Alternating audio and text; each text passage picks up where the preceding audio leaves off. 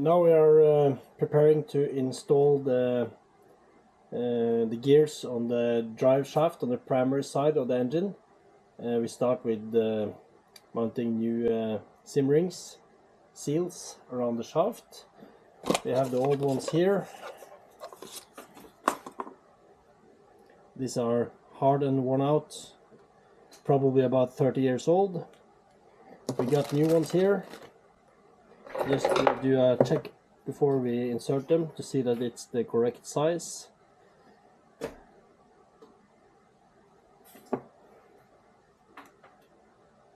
Yep, that's correct.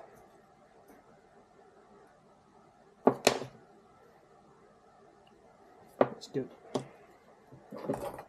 So take the primary side first, install the seal, and then we take the gears and put in a new Woodruff key, tighten it up, and then we are ready to mount the gearbox afterwards and do the alignment. It's important now to be a little bit careful so you don't break the seal.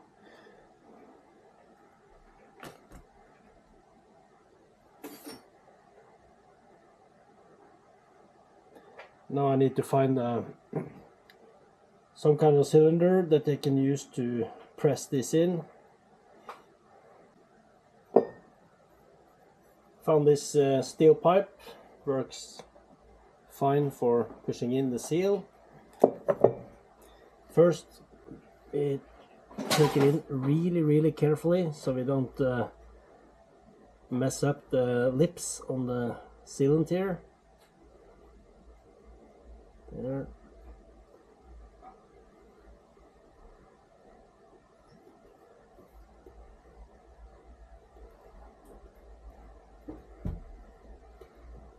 Try to push it as much as I can without using any tools. There.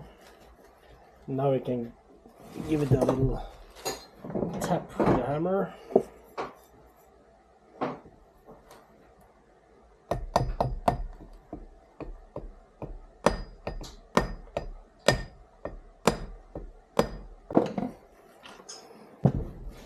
It looks like that's seated very well.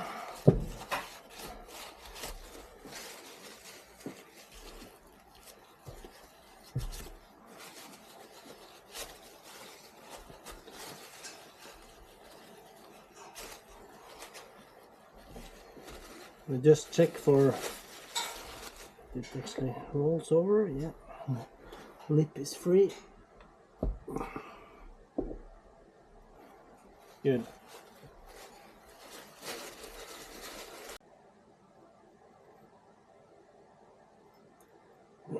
After putting on the seal, we put on the dust cap. Use some grease in the threads here just for easy appliance. And also the threads here are a bit hammered up because of the crack we have here, and there's been used some violence on this before. This is a Lynx thread. It also says on here, and that's also the reason why it's been beaten up. It's because they have tried to open it up the wrong way.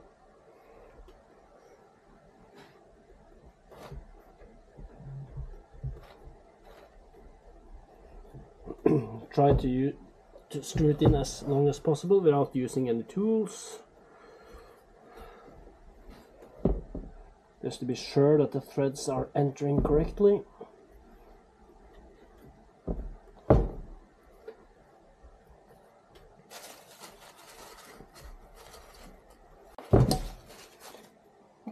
Then we can tap it gently on place.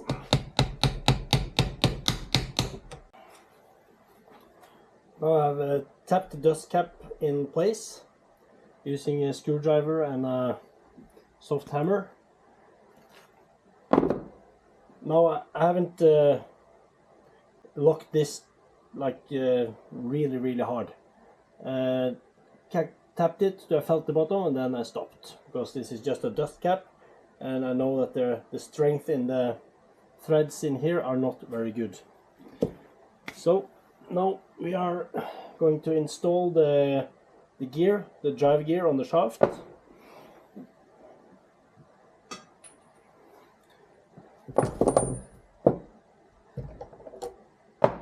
And then we have to figure out the correct order here. There's a Woodruff key up here that was quite damaged, so I got new keys.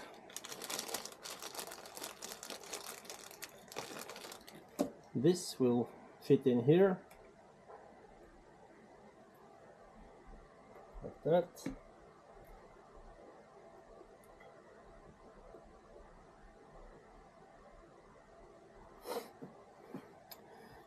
And then the order of this should be, let me see now, like this.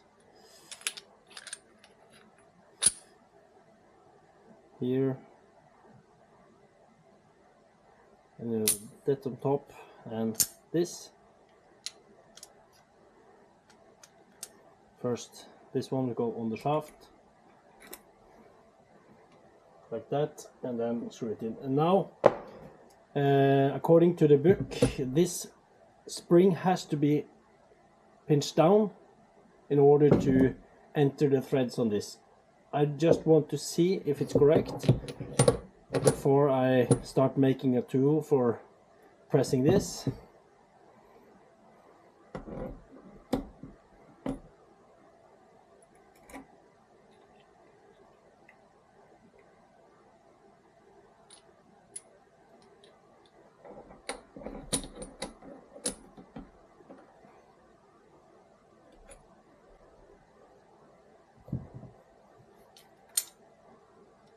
Yeah, maybe.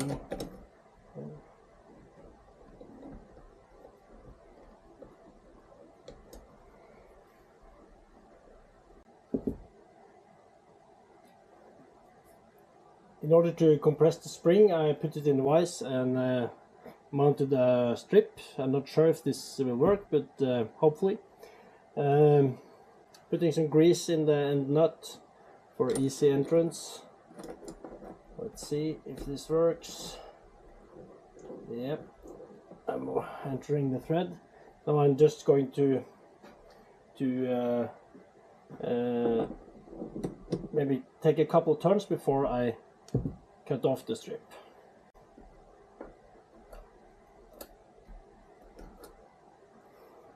That worked well. Now the nut is about 2 or 3 turns in. I will find the correct torque on this, and I will take it into the correct torque, and then we will move on to put on the gearbox.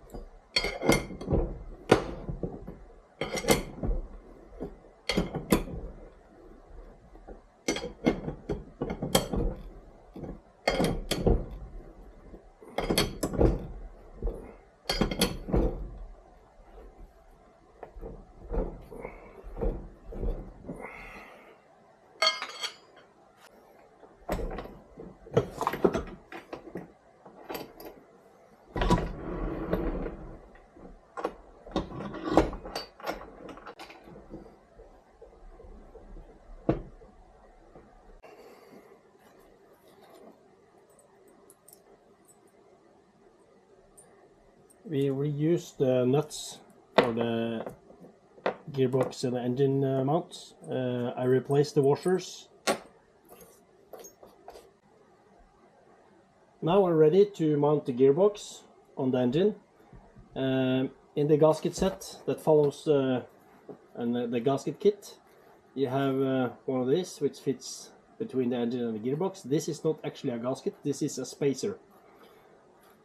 This is helping us getting the correct distance between the engine and the gearbox, and that we will measure between the gears here and the gear on the clutch.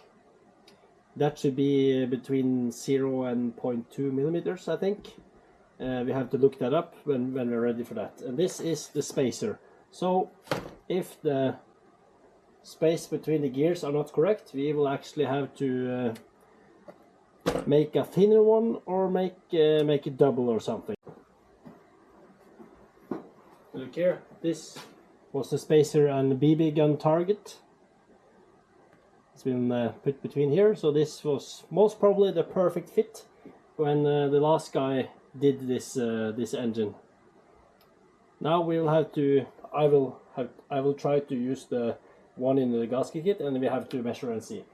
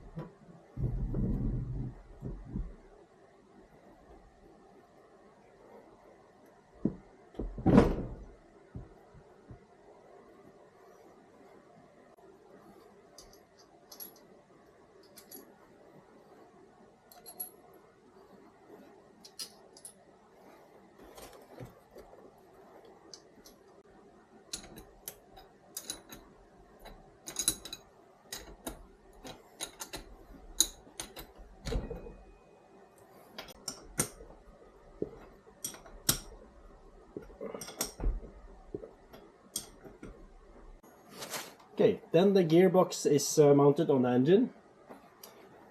Now we will have to measure the play between the gear on the clutch and the gear on the drive shaft. In order to do that most efficiently, I'm planning to do a dry install of only the gear of the clutch and skip the plates, cork plates, everything, just dismantle the clutch, mount it on, and then measure, because the play between the gears will be the same anyway, and the clutch is soaked in oil, so I don't want to, it's going to be messy. So I'm planning to do that, and then we will see how it fits.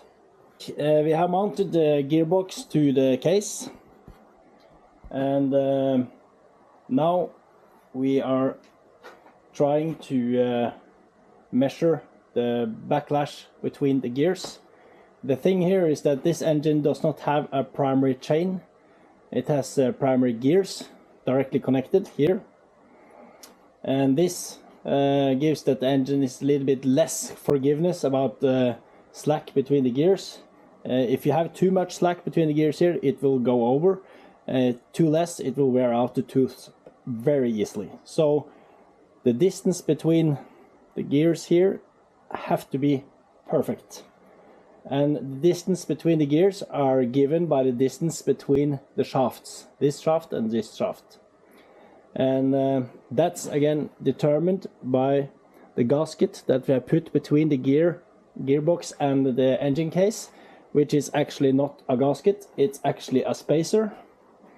And the spacer we have put in here now is the original that came with the kit, the gasket kit, and it says 0.2 millimeter. I measured that 0.2 millimeters, and the backlash between the gears here should be 0.1 to 0.2 millimeters.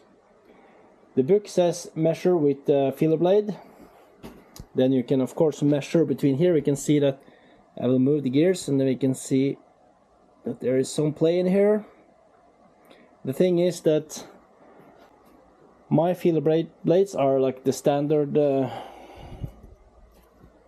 so here we can try to check at least these ones. So let's try 0.1 just to see.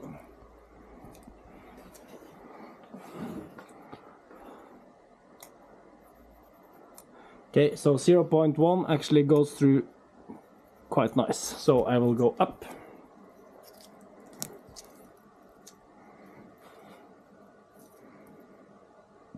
0.15 then.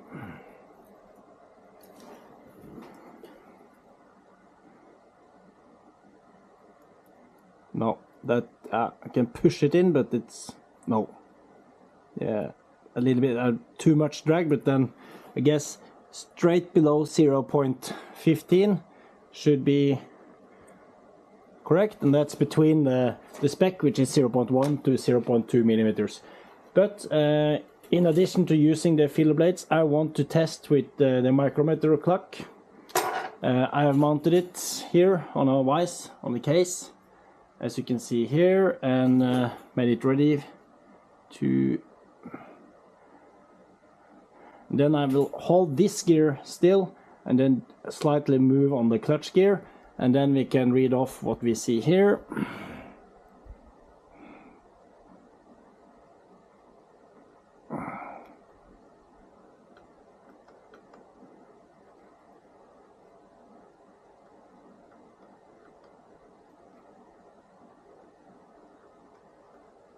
Yeah. 0.14. That's the. I'm quite confident that that is correct, because 0.15 on the feeler blade felt a little bit too tight. 0.14 on the clock. So I think we settle on 0.14 is the correct reading on the big gear backlash right now. That said, the spacer is correct. I don't do anything more about that. We leave it, and we are actually quite happy that this worked out and that we have the correct space. If you had too little backlash, you have to take out the gasket and find a thinner one. If you have too tight backlash, you have to add gaskets, or change the gasket, or spacer if you like, until you are within the spec between 0.1 and 0.2 millimeters of the backlash of the gears. Yeah, I'm quite happy about that. I had planned a lot of work on this, like changing the gaskets back and forth to get this working, so I'm actually quite happy now. We are preparing to install the clutch. We need to build the clutch finished. Before we do that, we will soak the plates in gear oil. Use a transmission oil, Motul 10W30. I guess you should use the same as in the engine, but this is just to get it wet, and so we don't dry install the clutch plates.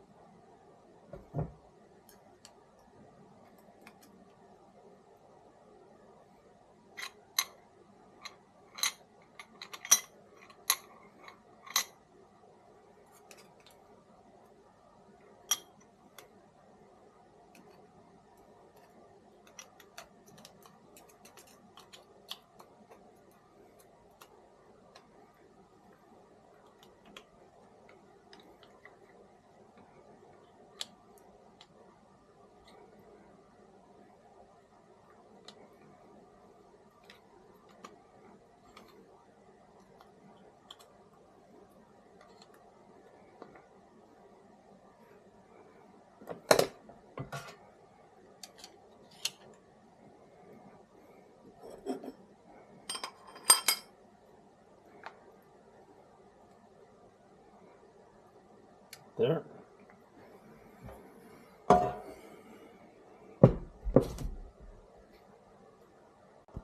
Little fun fact, before you install the clutch, remember to put in the gear for the Kickstarter.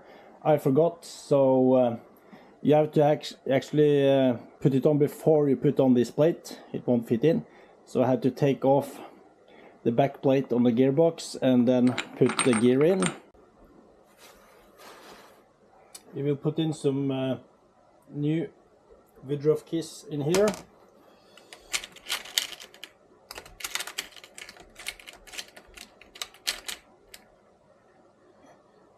This one, I guess. Yep.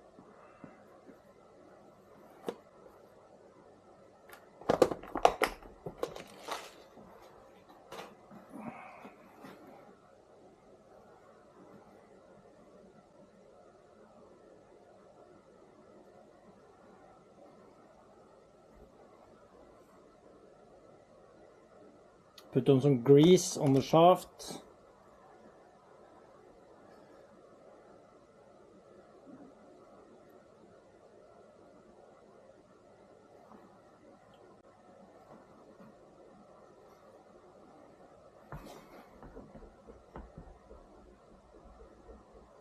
Of course, this will be a little bit messy now because we have soaked the gears in gear oil. Put some paper on the floor. Not soaked the gears, but the clutch are soaked in gear oil, so we will have some dripping now. That's okay.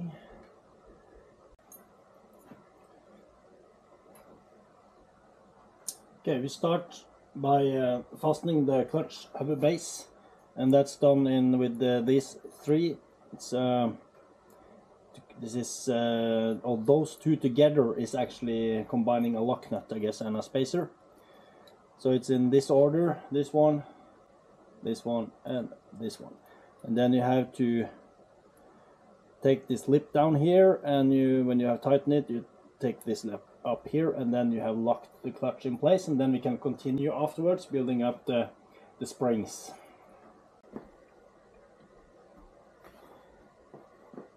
Okay, the clutch is now mounted. The center screw you have to tighten all the way in, and you have this locking plate that you have to knock down in order to prevent the center nut to unscrew. You should feel the play in the clutch. If you don't feel this when you have tightened the center screw, something is wrong. You have to take it apart again and check. Now the clutch is free. The center screw is tightened and locked, and now we will insert the springs that actually locks the clutch in place. And as we told, remember to check that you have installed this gear as well, or else you'll have to take it apart again. And we'll have to see if we need a spring compressor, or if we find another solution for how to do that. Before you mount the springs on the clutch, you should check that you have enough free play here. So you can see here's where the spring is supposed to be. I just put on the plate, and I'm checking if there is enough free space to actually release the clutch. If it's not, the clutch pack is too big, then you have to actually sand down the cork, or there's something wrong in the assembly of the clutch.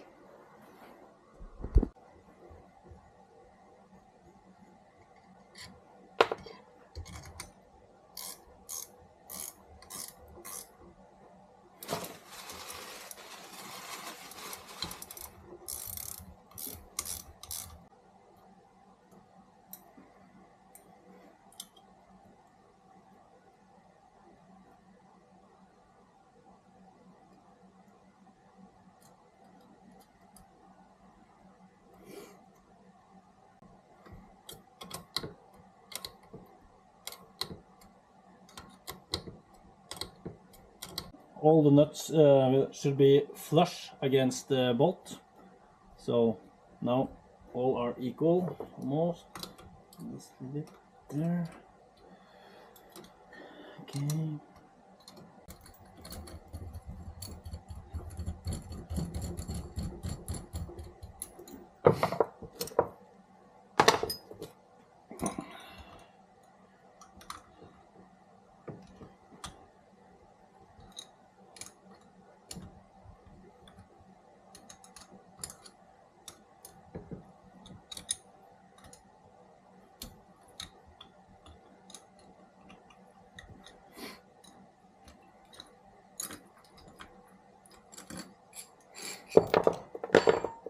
Like that.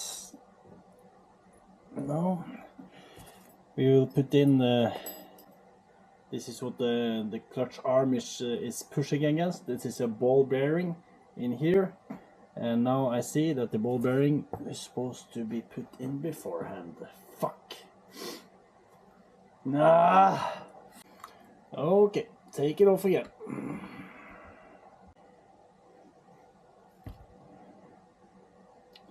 So we have to put in the ball bearing before we install the pressure plate on the clutch. Put some grease on it for it to stay in place. That.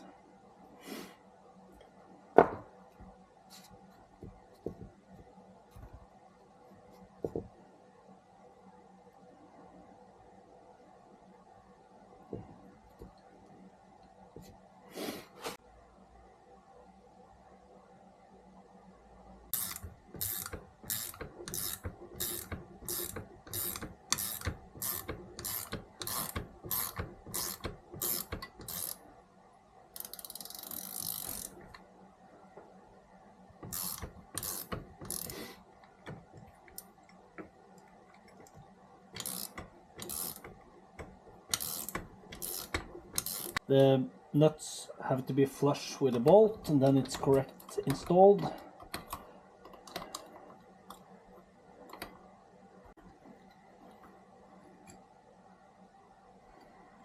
Okay.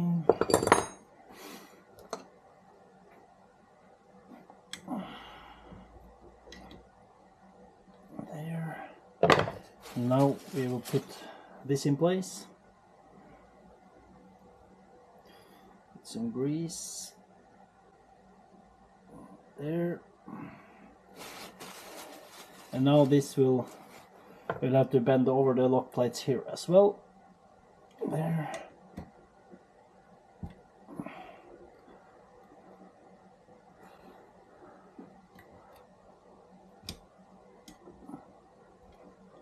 Like that.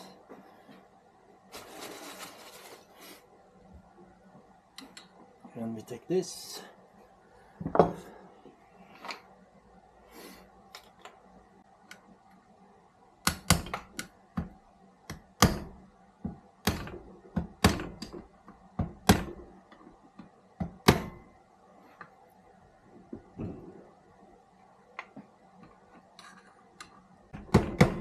There.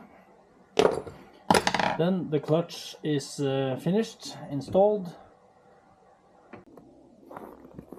Minus 18 degrees Celsius today, so quite cold.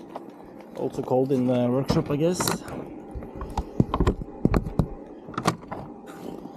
Put on some gas heater to get some warm.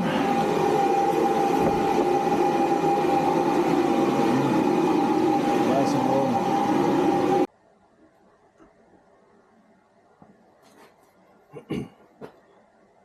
So now we will install the kick shaft in the primary cover, and this is where you are making the tension in the spring here. It says 1.5 to 2 turns, and the way I figure out to do this is to actually put the shaft in the vise, and then I will wind it up with the primary cover. That's hopefully the easiest way to do it. Then I will have to align it and take the spring end in the hole here. Let's see.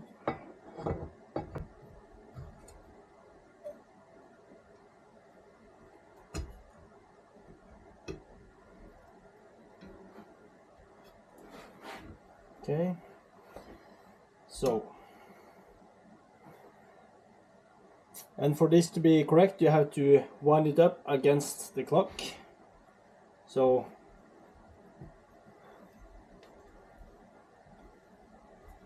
I have one here, I guess. Let me see. Yeah, approximately 1.5, a little bit shorter, but I think that will be okay.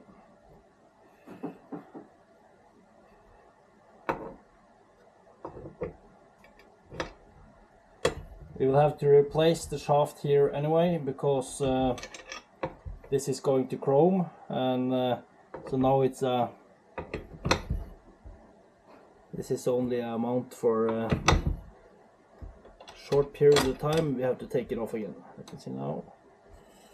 Exactly.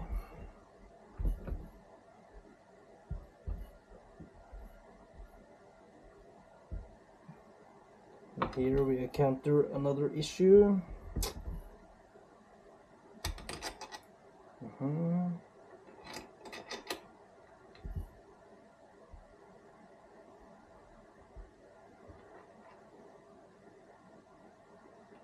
Okay, so actually the head of the bolt doesn't fit here.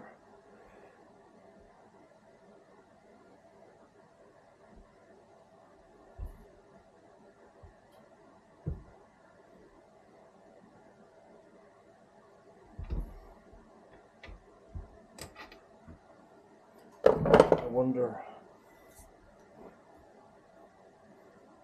how small that has to be.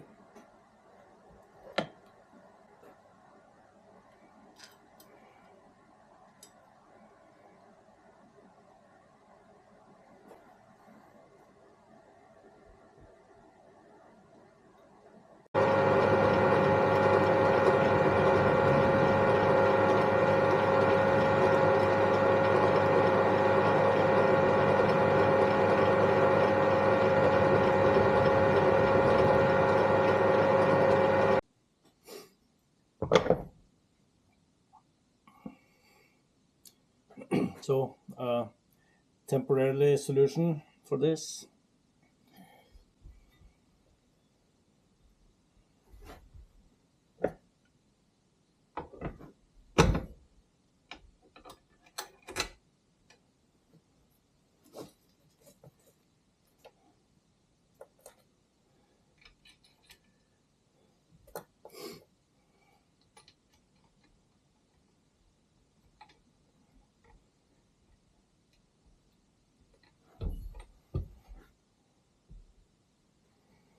Okay.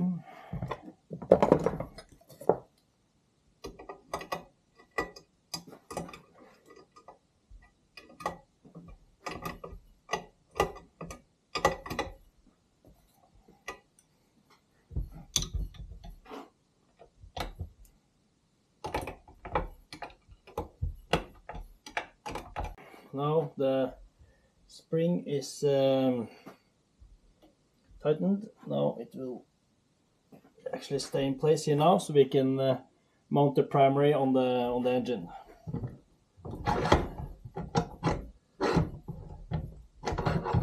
This is how it looks. So now actually the shaft is held in place by the Kickstarter. Okay.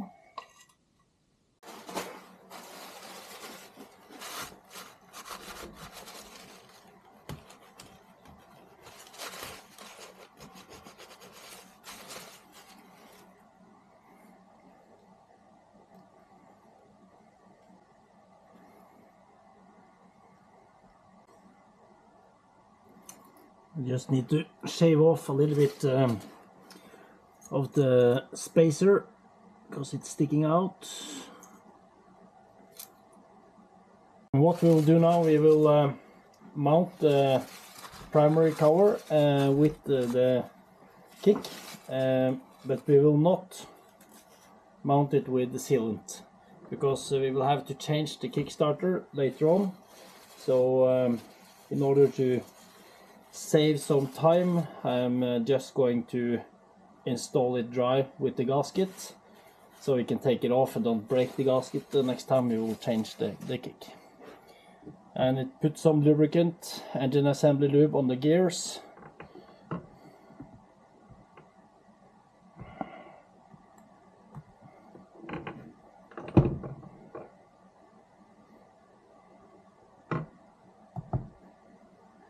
And also on the shaft that goes in here.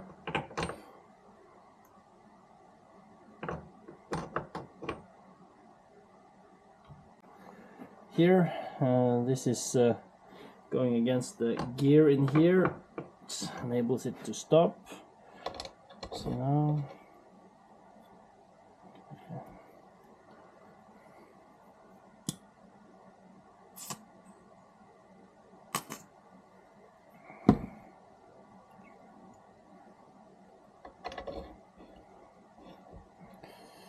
now we need to place this in the correct way. Let us see. And yeah, so this short side needs to be up. This is what's grabbing the gears in here. So this will be like that. And of course this, I guess, will be a little bit difficult.